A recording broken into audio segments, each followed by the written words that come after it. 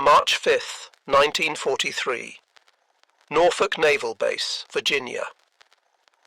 The first American hunter-killer group prepared to sail into the Atlantic.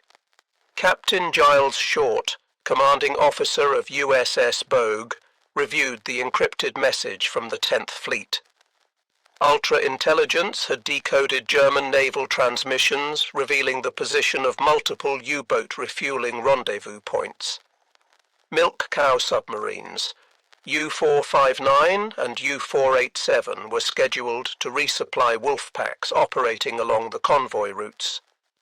The operations officer reached for the secure telephone.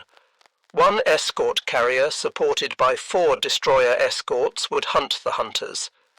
USS Bogue, USS Belknap, USS George E. Badger, USS Osmond Ingram, and USS Clemson.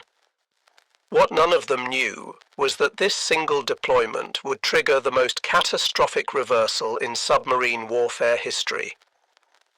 Within 8 months, American hunter-killer groups would destroy the myth of U-boat invincibility and force Admiral Karl Dönitz to withdraw his entire submarine fleet from the Atlantic. The Battle of the Atlantic had taught both sides that submarine warfare was not just about sinking ships. It was about tonnage calculations. Sink more tonnage than the enemy could build, and victory would follow. Lose submarines faster than they could be replaced, and defeat was inevitable. The German Kriegsmarine's U-boat arm had established dominance across the Atlantic shipping lanes. In March 1943, wolfpacks sank over 80 ships totaling nearly 500,000 tons. In April, losses would surge to more than 600,000 tons, the peak of the U-boat offensive. The arithmetic seemed to favor Germany. 20 new U-boats entered service each month, while losses averaged fewer than 10. Admiral Karl Dönitz, Befehlshaber der Unterseeboote, commanded over 400 submarines from his headquarters in France. His wolfpack tactics had nearly severed the lifeline between America and Britain. Convoys SC-121 and HX-229 had been savaged. Winston Churchill would later write that the U-boat peril was the only thing that truly frightened him during the entire war. The USS Bogue displaced 9,800 tons and carried a complement of 890 men. Her flight deck stretched 495 feet, launching 12 F-4F Wildcat fighters and 9 TBF Avenger torpedo bombers. But the carrier's greatest weapons were technologies the Germans didn't yet understand. Centimeter wavelength radar invisible to German detection equipment, high-frequency direction-finding gear that could triangulate U-boat radio transmissions with devastating accuracy, and carried in the bomb bays of her Avengers, a secret weapon designated Mark 24 mine to disguise its true nature, the Fido acoustic homing torpedo. The hunter-killer concept represented a fundamental shift in anti-submarine warfare. Traditional convoy escorts could only react to attacks, forced to choose between pursuing submarines and protecting merchant ships. Hunter-killer groups had no such constraints. Their sole mission was to find and destroy U-boats wherever they operated. Lieutenant Commander Howard Avery would later command Composite Squadron 9 aboard Bogue. A veteran of Atlantic convoy operations, Avery understood that U-boats were most vulnerable during 3 critical periods: surfacing to charge batteries, meeting supply submarines for fuel and torpedoes, and transmitting radio reports to Dönitz's headquarters. German submarine doctrine required frequent radio communication, position reports every 24 hours, contact reports immediately upon sighting convoys, weather observations twice daily, damage assessments after attacks. Each transmission was a potential death sentence, revealing the submarine's location to Allied direction-finding stations. Aboard U-569, Kapitän-Leutnant Hans Johansen reviewed his patrol orders. 7 weeks at sea had depleted fuel reserves to critical levels. Radio instructions directed him to rendezvous with Milk Cow U-459 at coordinates 50 degrees 40 minutes north, 35 degrees 21 minutes west. Johansen had commanded the submarine since early 1943, taking over from Hans-Peter Hinsch, who had led the boat through her earlier patrols. U-569 was a Type 66 submarine, the workhorse of the German fleet. Displacing 769 tons surfaced and 871 tons submerged, she carried 14 torpedoes and a crew of 44 men. Her 4 bow tubes and single stern tube had accounted for 1 merchant ship and damaged another during her career, a modest tally that reflected the increasingly dangerous Atlantic environment. But the submarine's greatest vulnerability remained unchanged since the Great War. Diesel engines required air for combustion. Electric batteries needed hours of surface charging. A Type 70C could remain submerged for 18 hours at economical speed, but high-speed evasion drained batteries in less than an hour. The American hunter-killer groups exploited these weaknesses with scientific precision. Search patterns calculated to maximize radar coverage. Aircraft patrol schedules timed to catch surfaced submarines. Attack protocols designed to maintain continuous pressure until batteries were exhausted. At 14:20 hours on May 22, 1943, Avenger pilot Lieutenant William Chamberlain detected a surfaced submarine on radar. Range 18 miles, bearing 090 degrees relative. He pushed the control stick forward and began his attack run. U-569 was running on the surface at 15 knots, her diesels charging depleted batteries after a night of evasion.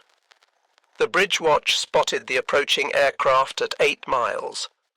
Alarm bells rang throughout the boat as Johansen ordered an emergency dive. Crash dive procedures for a Type 6C required 35 seconds from alarm to periscope depth. Ballast tank vents opened, diesel engines stopped, electric motors engaged. The submarine's bow angled sharply downward as tons of seawater flooded the tanks. Lieutenant Chamberlain's depth charge pattern caught U-569 at shallow depth. 4 Mark 17 depth charges set for shallow detonation. The explosions damaged the submarine severely, forcing her back to the surface. A second Avenger, piloted by Howard Roberts, was already in position when the submarine reappeared. Roberts attacked immediately, but ceased fire when he observed white flags appearing on the submarine's periscope. The crew was surrendering.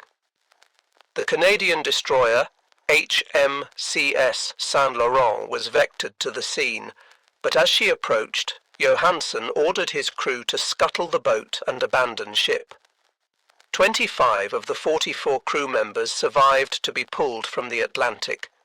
19 men went down with their boat. The capture of survivors from U-569 provided Allied intelligence with valuable insights. During interrogation, German submariners expressed shock at the accuracy of American aircraft attacks. "They knew exactly where we were," one survivor stated. "It was as if they could see through the ocean itself." But ultra-intelligence had revealed more than individual submarine positions. Cryptanalysts at Bletchley Park had decoded the entire German naval grid system, identifying patrol areas, wolfpack assembly points, and supply rendezvous coordinates. Every U-boat at sea was potentially compromised. On June 5, 1943, USS Bogue's aircraft located U-217 charging batteries on the surface 450 miles west of the Azores. Kapitän-Leutnant Kurt Reichenbach-Klinker had commanded the submarine through 3 patrols, sinking 3 ships totaling 10,651 tons. Aircraft from Bogue attacked at dawn, catching U-217 in the vulnerable moments before diving. The first Avenger's depth charges damaged the submarine's diving mechanism. Unable to submerge, Reichenbach-Klinker ordered his gun crews to engage the attacking aircraft, while damage control teams worked desperately to repair the diving planes.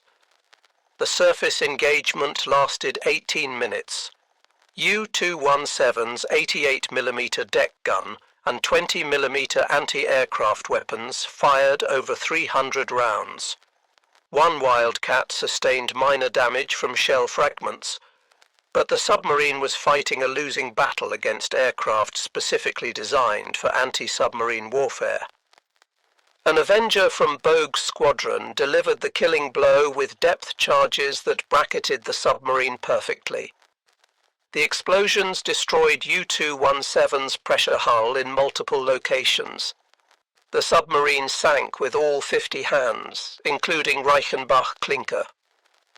No survivors were recovered from the oil slick that marked her grave. The psychological impact on U-boat crews was immediate and devastating. Radio intercepts revealed growing anxiety among submarine commanders about American wonder weapons that seemed to find targets regardless of evasion tactics. Morale reports spoke of crews becoming increasingly reluctant to surface, even for essential battery charging. Admiral Dönitz responded to the mounting losses with tactical modifications. U-boats were ordered to transit the Bay of Biscay submerged regardless of battery depletion. Surface refueling was restricted to darkness. Radio transmissions were reduced to absolute minimums, but these measures only delayed the inevitable. The Americans had momentum and technological advantages that tactical changes could not overcome.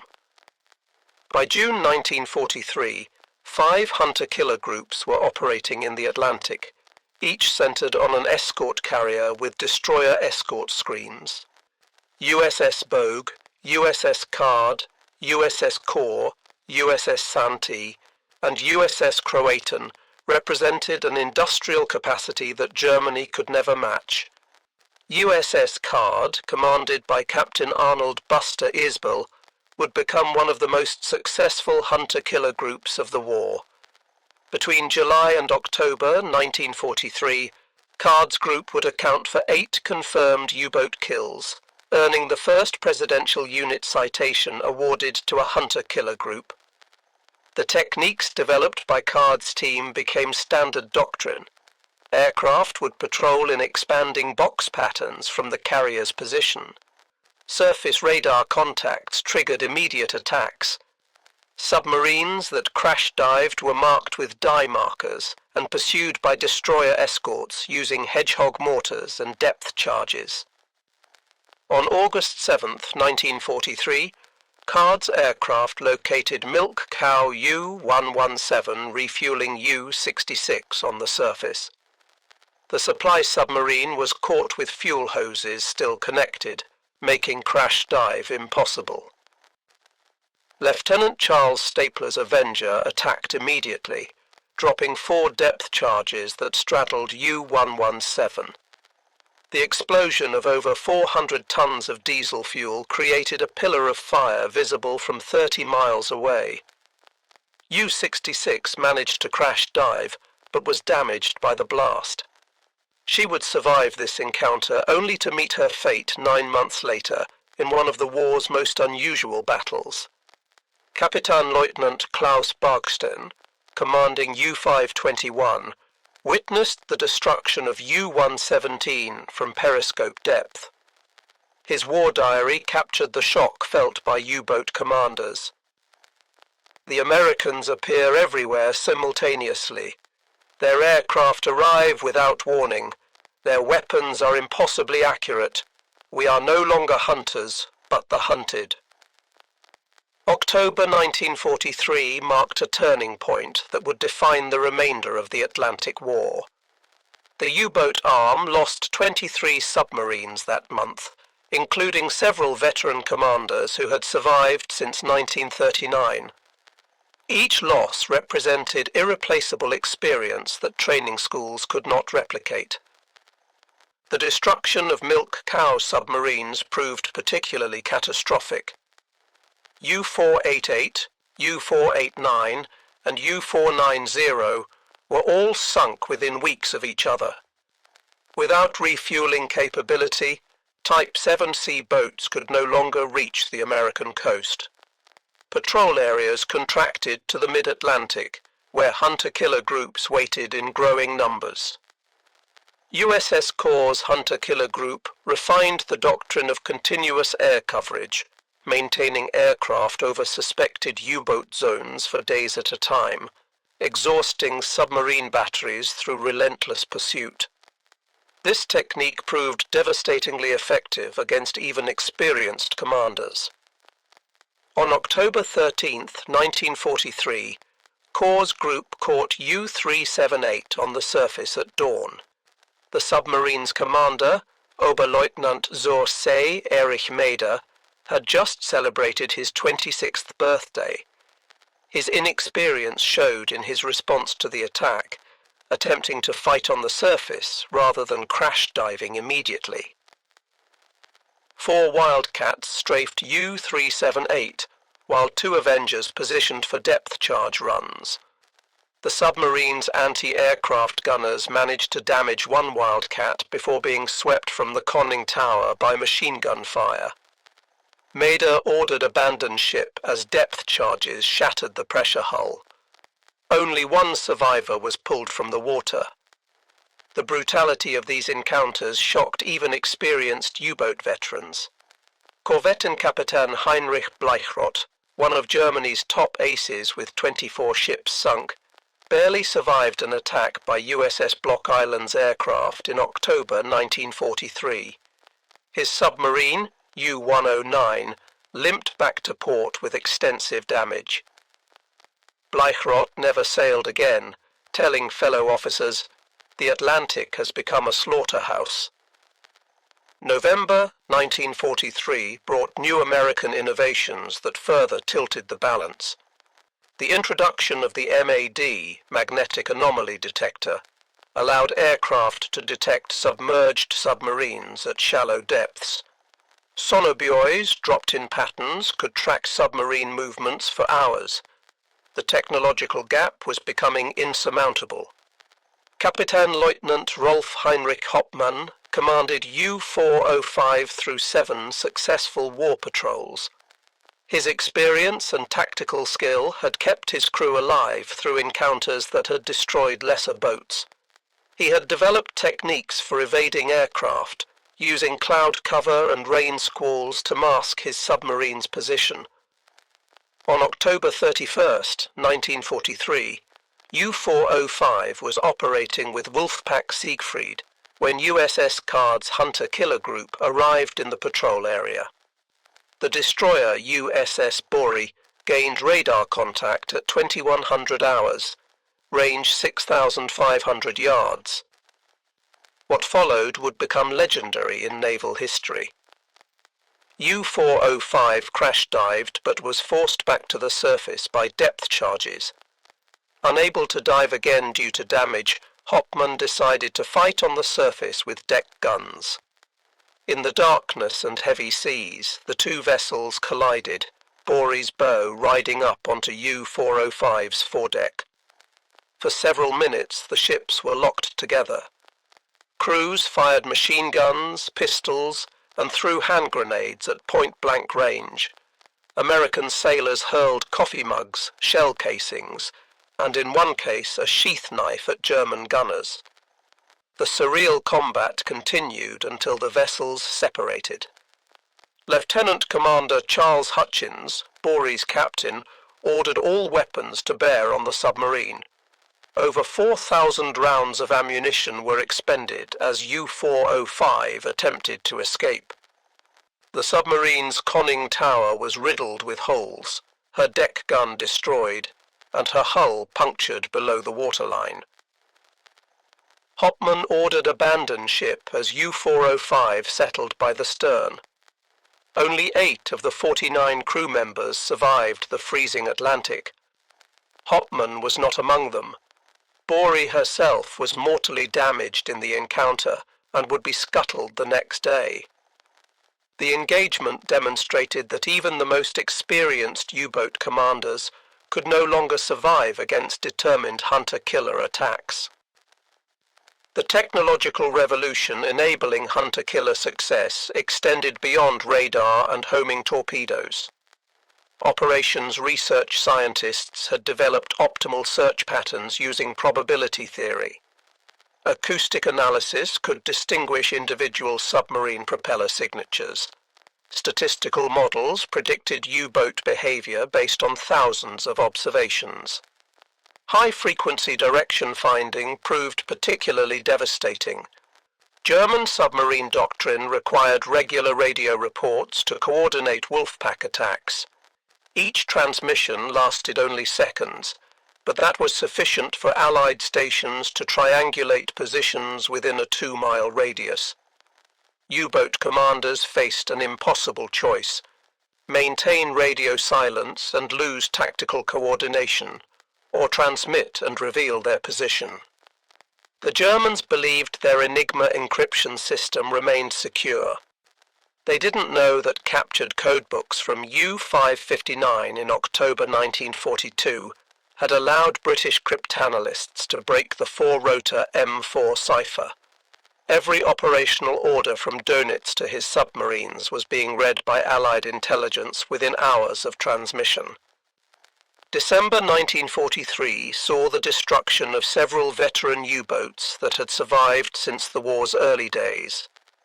U-172, commanded by Kapitänleutnant Hermann Hoffmann, had sunk 26 ships totaling 151,000 tons.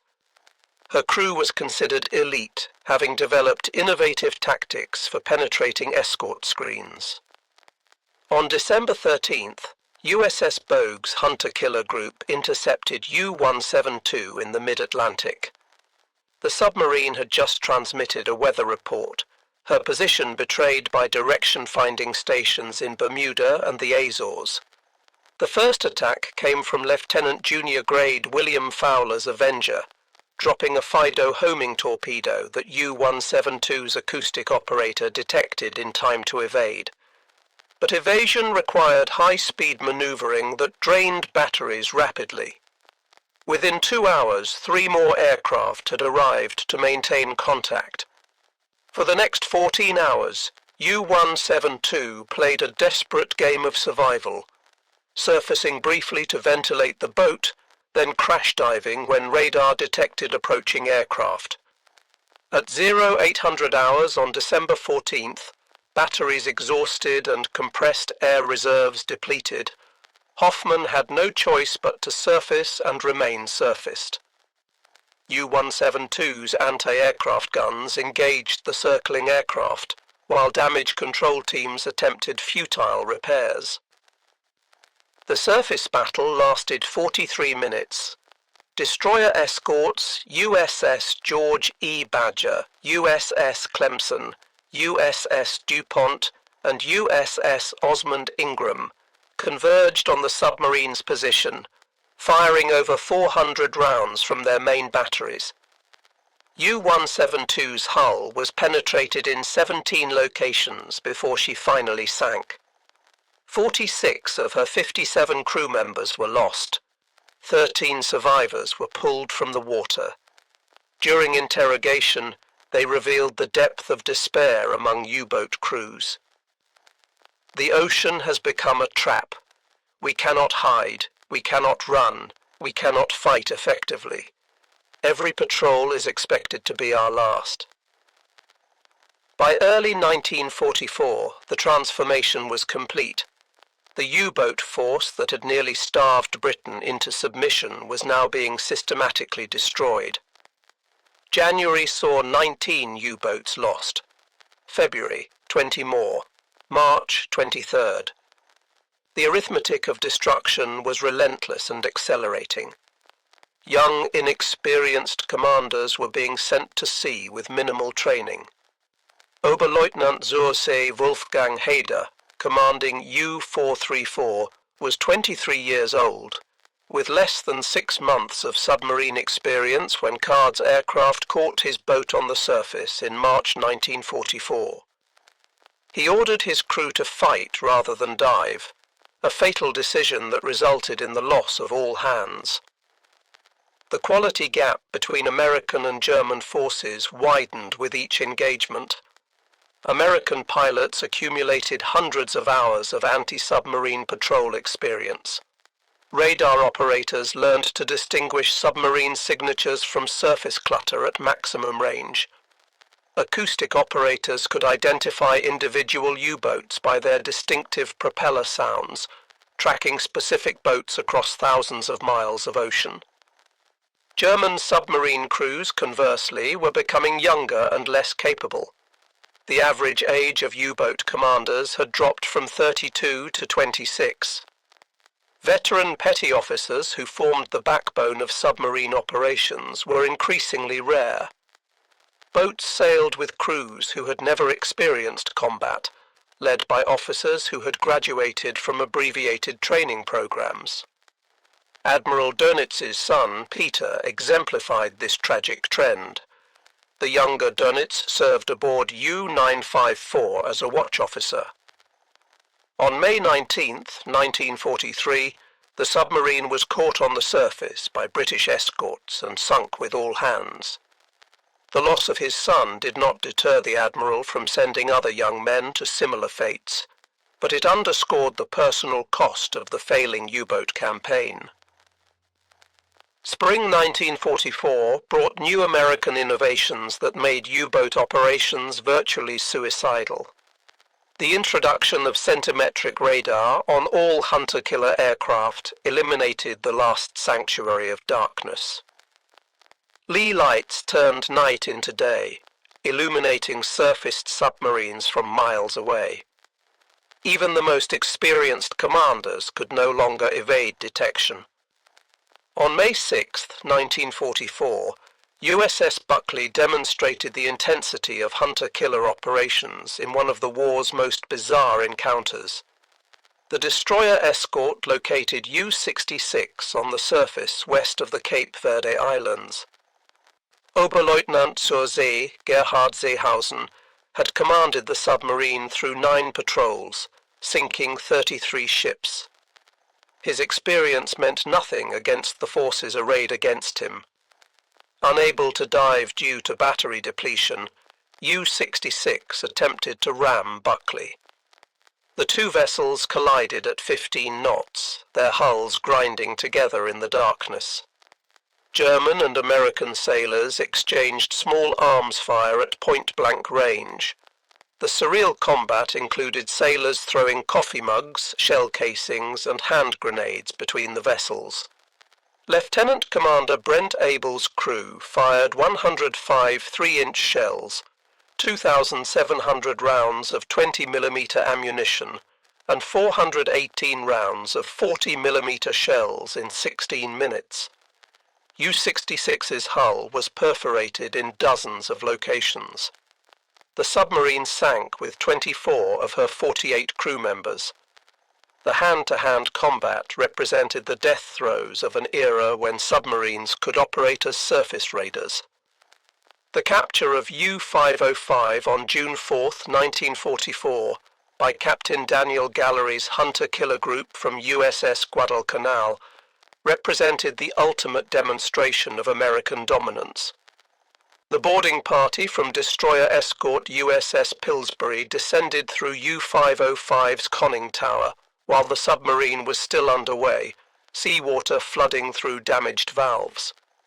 They closed sea cocks, stopped the flooding, and saved the submarine from sinking. The intelligence value was enormous. Code books, cipher machines, acoustic torpedoes, and technical manuals fell into American hands. But the symbolic value was greater.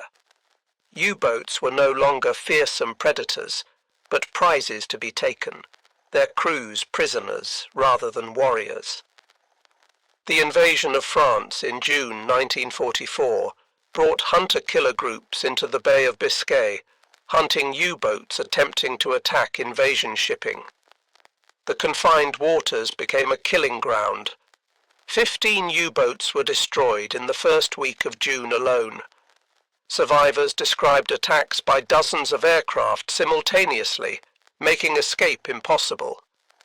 Captain Lieutenant Herbert Werner, one of the few U-boat commanders to survive the war, described the experience of facing hunter-killer groups. We would detect aircraft on our radar, crash dive, and within minutes hear the splash of sonobuoys above us.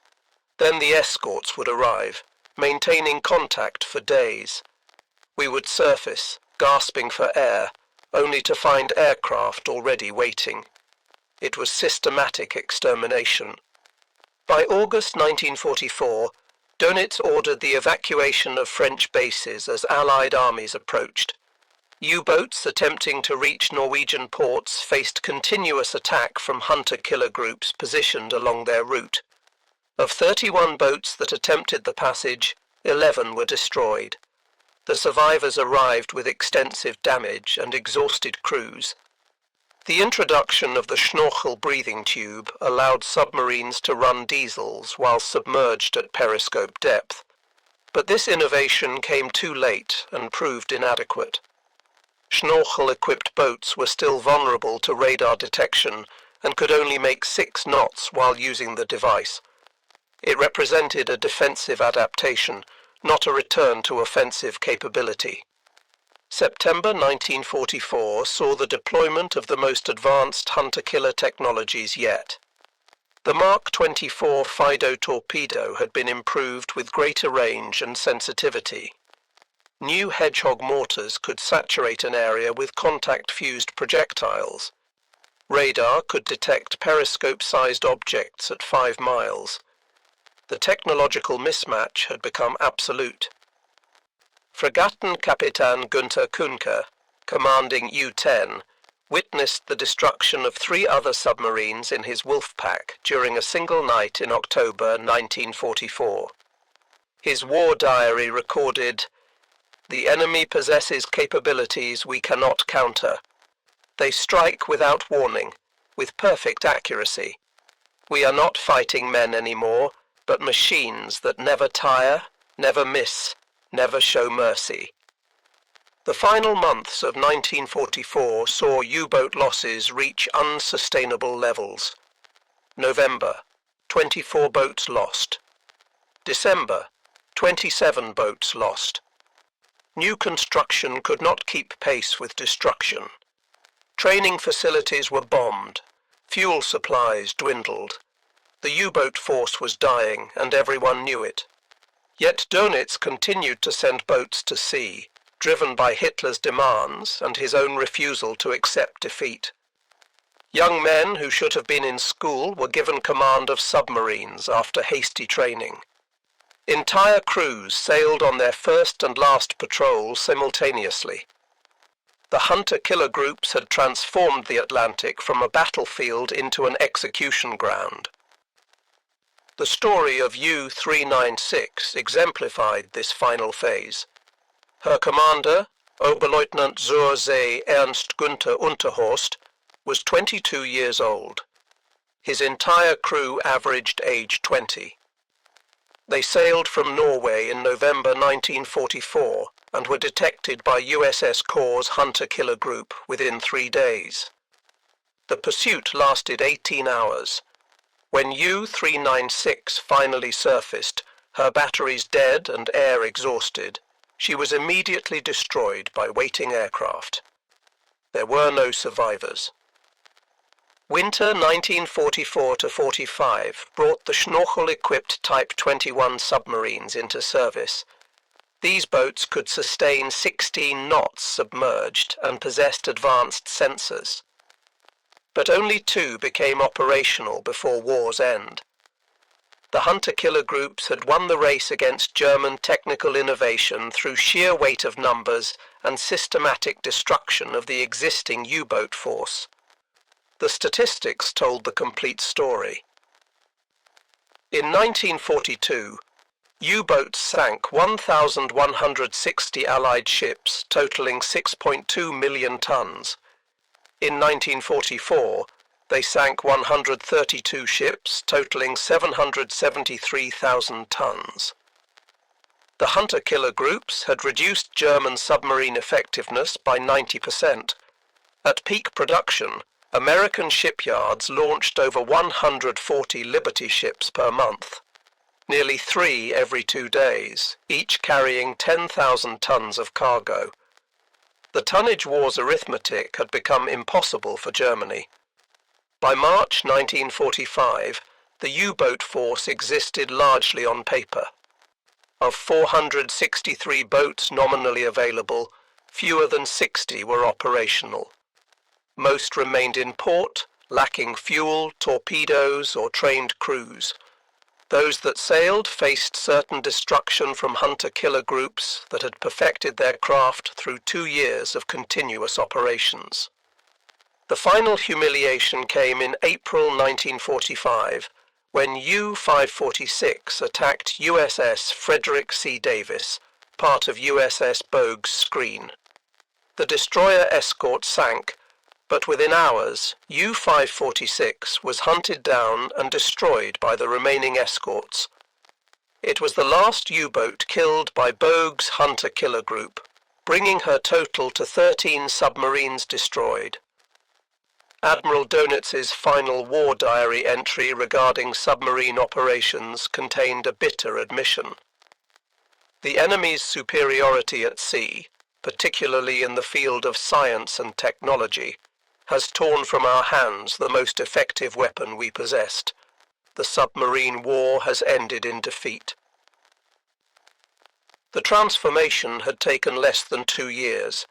In March 1943, U-boats had nearly severed the Atlantic lifeline, sinking ships faster than Allies could build them. By March 1945, the U-boat force was effectively extinct, its remnants cowering in ports or being methodically destroyed at sea. The hunter-killer groups had achieved this reversal through systematic application of superior technology, intelligence, and industrial capacity. They had transformed submarine hunting from an art requiring intuition and luck into a science demanding precision and persistence. Every aspect of anti-submarine warfare had been optimized through operational research and practical refinement. USS Bogue ended the war as the most successful hunter-killer group, with 13 confirmed U-boat kills. USS Card claimed 11. USS Core destroyed 6. These escort carriers and their screens had sunk more submarines than traditional fleet units could have imagined possible. But their greatest achievement was not in numbers, but in methodology. They had demonstrated that modern warfare would belong to nations capable of integrating intelligence, technology, and industrial production into unified combat systems. Individual skill and courage, while still important, could not overcome systematic disadvantage. The romantic era of submarine warfare, where a skilled commander could overcome material odds through cunning and determination, had ended forever. The shock experienced by German U-boat captains was not merely tactical, but existential. They had entered the war as elite warriors, the grey wolves who would strangle Britain's maritime lifeline. They ended it as hunted animals, trapped between an ocean they could no longer hide in and a homeland they could barely reach. Corvettenkapitan Peter Kremer, one of only a handful of U-boat aces to survive the war, would later write, "We had no answer to the hunter-killer groups. They possessed every advantage. Radar we couldn't detect, weapons we couldn't evade, intelligence that revealed our every move, and most importantly, the ability to be everywhere at once. We went from predators to prey in what seemed like overnight." The human cost was staggering beyond comprehension. Of 40,000 German submariners who went to war, 30,000 never returned, a casualty rate of 75%.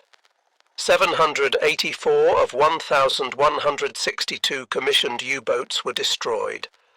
The loss rate for boats on their first patrol exceeded 50% by war's end.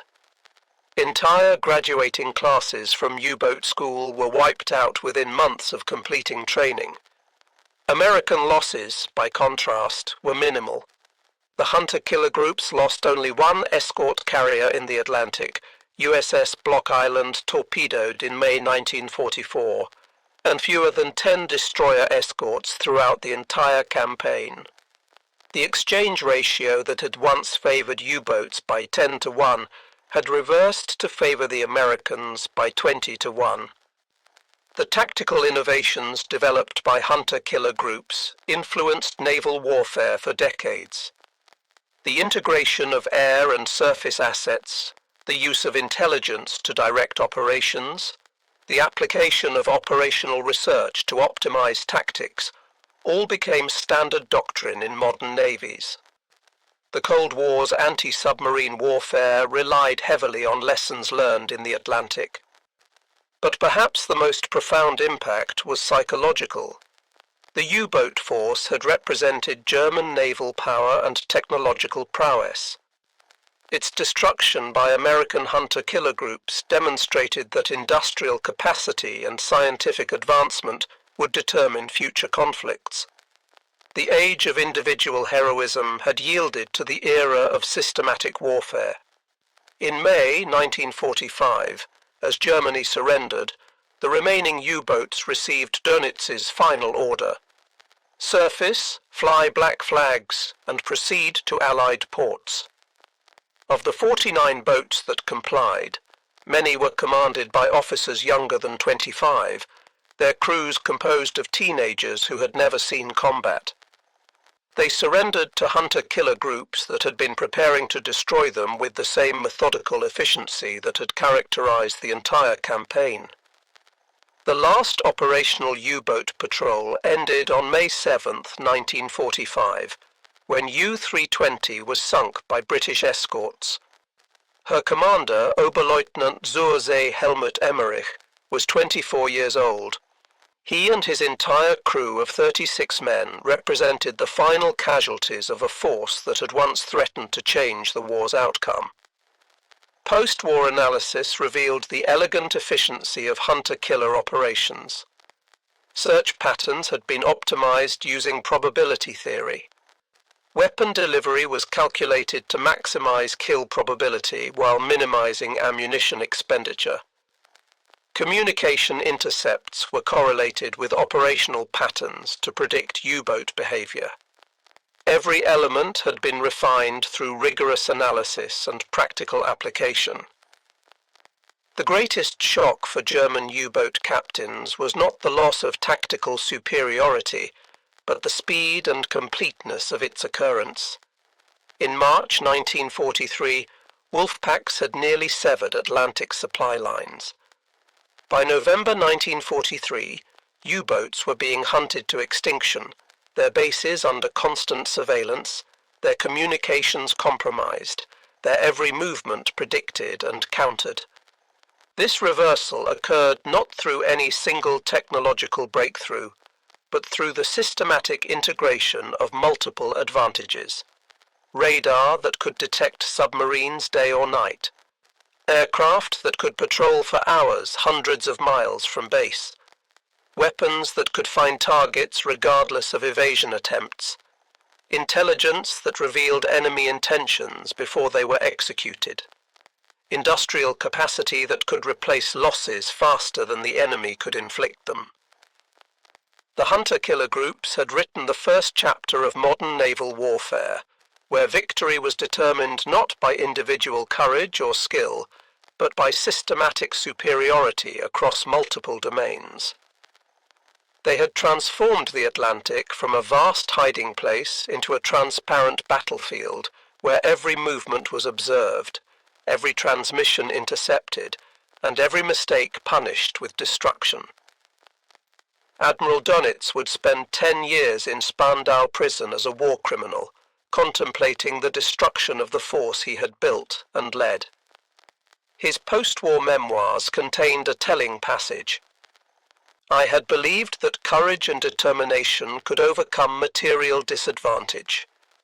The American hunter-killer groups taught me that in modern war, technology and industrial capacity are decisive. We were not defeated by better sailors, but by better systems. The legacy of the hunter-killer groups extends beyond their wartime achievements. They demonstrated that future naval warfare would be determined by the integration of air and surface forces, the fusion of intelligence with operations, and the application of scientific methodology to tactical problems. The nuclear submarines of the Cold War, equipped with sophisticated sensors and weapons, were direct descendants of the concepts proven by escort carriers and destroyer escorts in the Atlantic. In the cold depths of the Atlantic Ocean, over 500 German submarines rest on the ocean floor, their steel hulls slowly dissolving into the abyss. They are monuments to the devastating effectiveness of American hunter-killer groups, who transformed submarine hunting from a desperate defensive measure into an offensive campaign of systematic destruction. The young men who commanded these doomed vessels had entered service believing they were joining an elite force that would determine the war's outcome.